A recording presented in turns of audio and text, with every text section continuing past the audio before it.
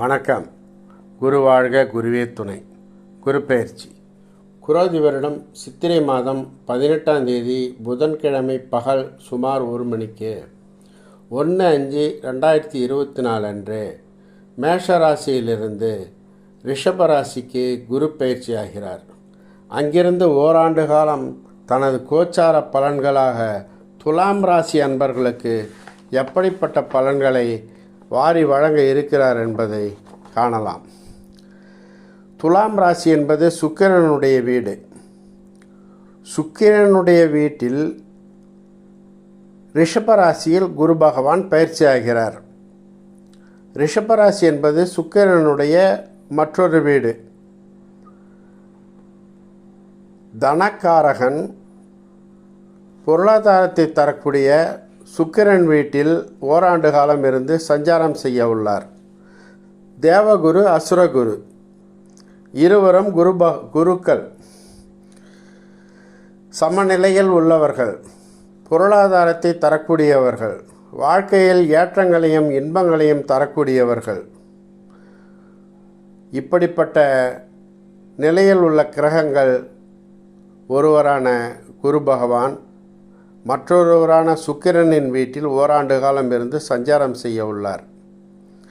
இந்த ஓராண்டு காலம் துலாம் ராசிக்கு 8ஆம் இடத்திலிருந்து குரு பகவான் சஞ்சாரம் செய்தாலும் 3க்கும் 6க்கும் உடையவர் 8ஆம் இடத்திலிருந்து சஞ்சாரம் செய்கிறார்.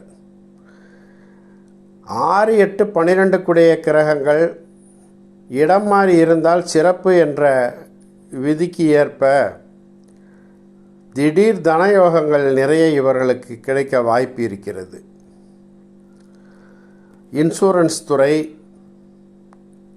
சிட் ஃபண்டு, சீட்டுக்கள், வராத பணங்கள், கடன் வாங்கி நீண்ட காலம் இதோ தருகிறேன் அதோ தருகிறேன் என்று காலப்போக்கால் பதில் சொல்லி கொண்டிருந்த அவர்கள் பணம் தருவதற்கு வாய்ப்பு இருக்கும். வெளியூர் வெளிநாட்டிலிருந்து பணம் வர வாய்ப்பு உண்டு. மறைமுகமான நிலைகளில் பணம் வர வாய்ப்பு உண்டு.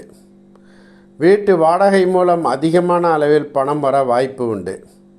இப்படிப்பட்ட நிலைகளெல்லாம் இந்த துலாம் ராசி அன்பர்களுக்கு பணம் வருவதற்கு வாய்ப்பு இருக்கிறது.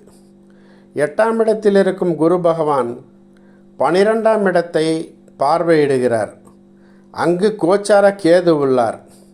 எனவே வயதுக்கு ஏற்ப கல்வி கற்கும் மாணவராக இருந்தால் ஆராய்ச்சி துறையில் மேற்படிப்புக்காக வெளியூர் செல்ல இருக்கும் மாணவர்கள், வெளிநாடு செல்ல இருக்கும் மாணவர்களுக்கு அந்த பயணங்கள் வெற்றிகரமாக நடக்கும்.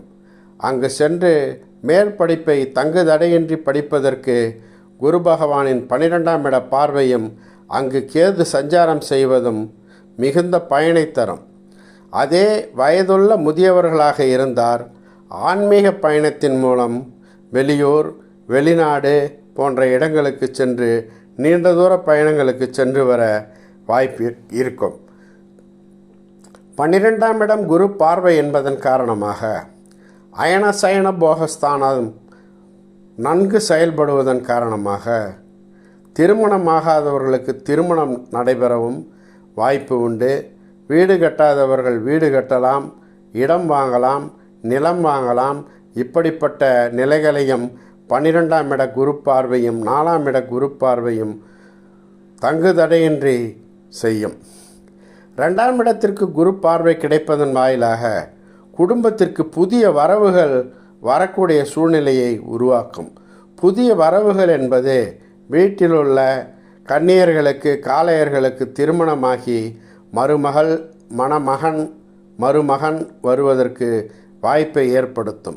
அதே நேரையில் திருமணமாகி வீட்டில் இருக்கும் தம்பதியர்களுக்கு குழந்தை பிராப்தி உண்டாக்கி குழந்தை பிறப்பதற்கு வாய்ப்பை ஏற்படுத்தி தரும். இப்படிப்பட்ட சுப பலன்களை குரு பகவான் மறைவு ஸ்தானத்தில் இருந்தாலும் பாரி வழங்க காத்திருக்கிறார்.